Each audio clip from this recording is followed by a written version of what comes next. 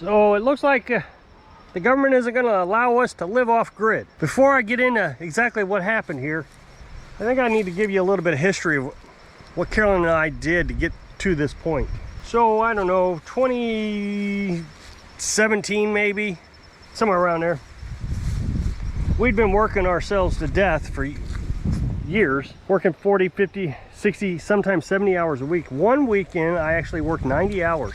Now I was on salary, so I didn't get paid any extra money, so it's not like I was able to get rich from it. So I was pretty stressed and life was getting pretty miserable. We decided that saved up enough money that we would start traveling. So we had a pop-up camper and we started traveling the country, and we went through the east side initially. We ended up in Florida and we stayed the winter, our first winter in Florida. Now we got all the way through winter and into spring because it was hunting season in Florida. And in Florida you can stay in the national forest during hunting season. Hunting season's 3 months long. Well, right there towards the end of the hunting season, we were looking to see if we could stay in Florida a little bit longer, so we wanted to do what's called a campsite host thing.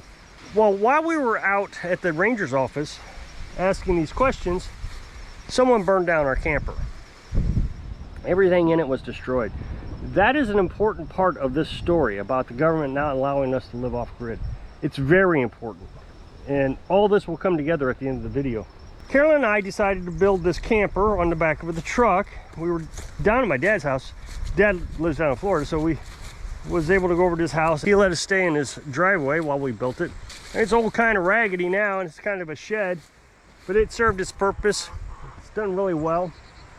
That was on the back of the truck. So now what we have in there is our batteries for our solar panels, charge controller, inverter, and we also keep our straw in there for the chickens. But we traveled around the country for a few more years in the back of the truck.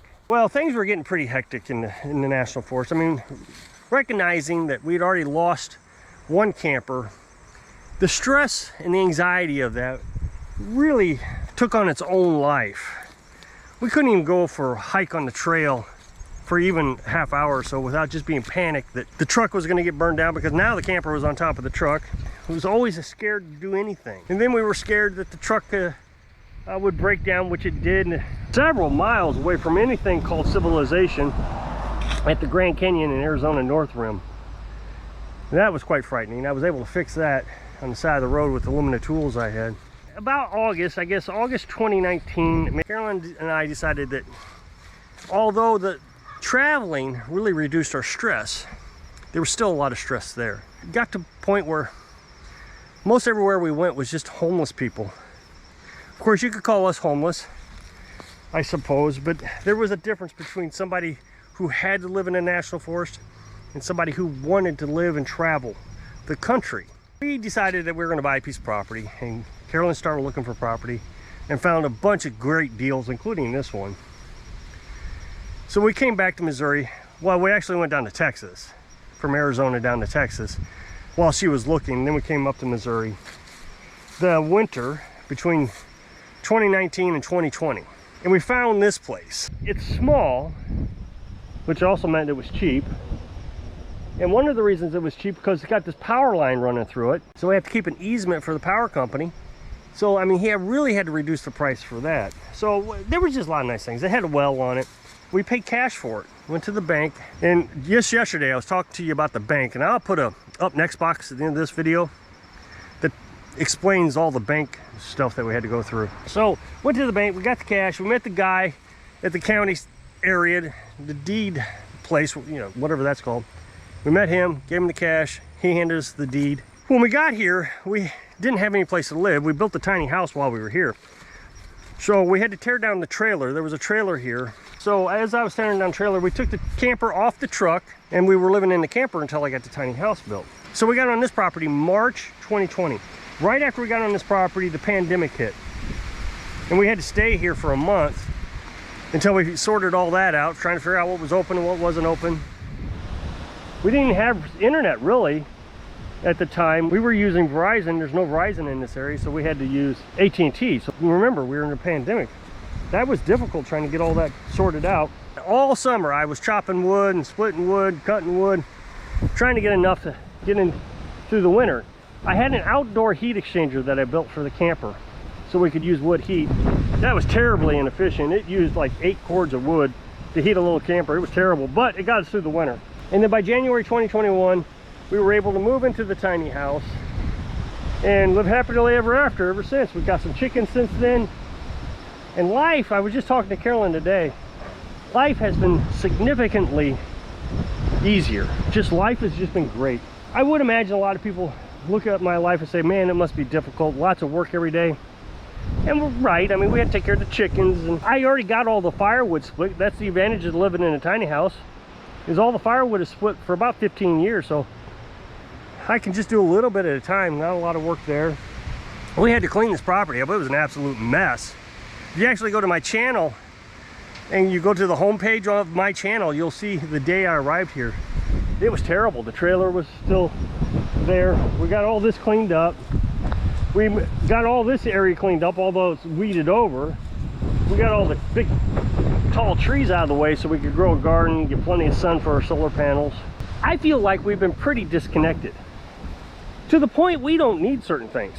If I didn't have YouTube as a source of income, I don't know if we really need internet. We might have internet, but it's not that important to us other than for the job. If it wasn't for the job, which I have explained before, if it wasn't for the truck, I wouldn't even need a job.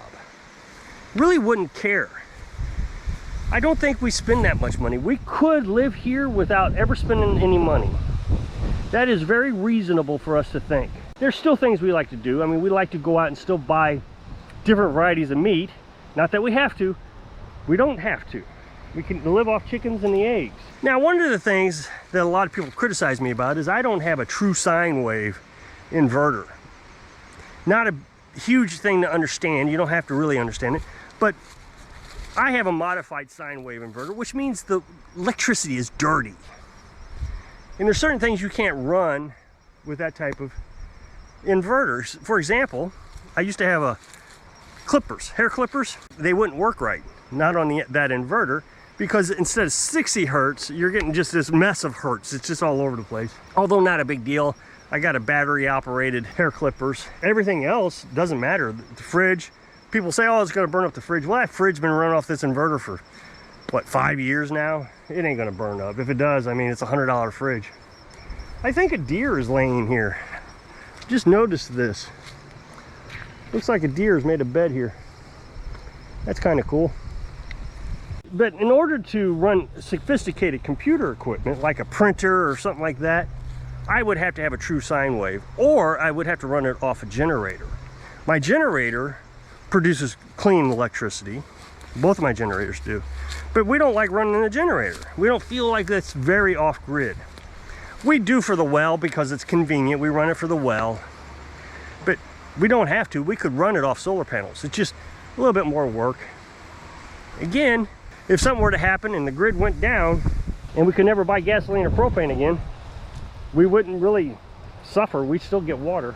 The problem is the government has decided that we cannot live off grid.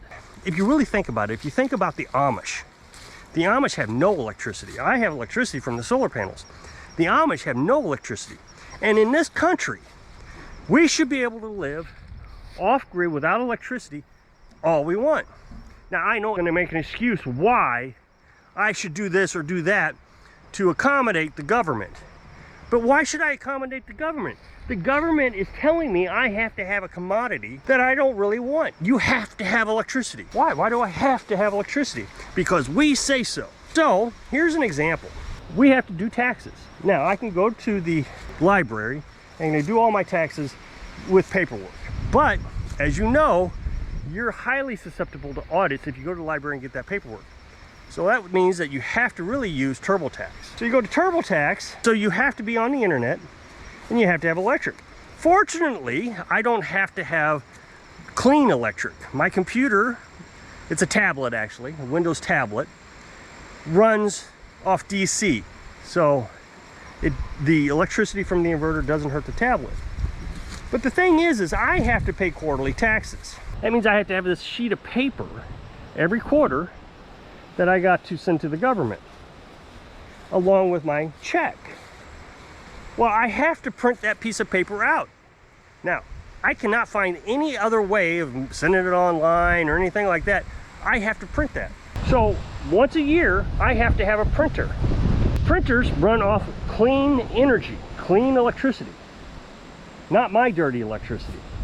So that means I have to go buy a better inverter if I want to have a printer for the government, because the government says I have to have clean electricity to have a printer. The other thing is, if you think about this, the ink cartridge, as little as we use it, we never have to have a printer. Never, ever have to have a printer except when the government tells us to.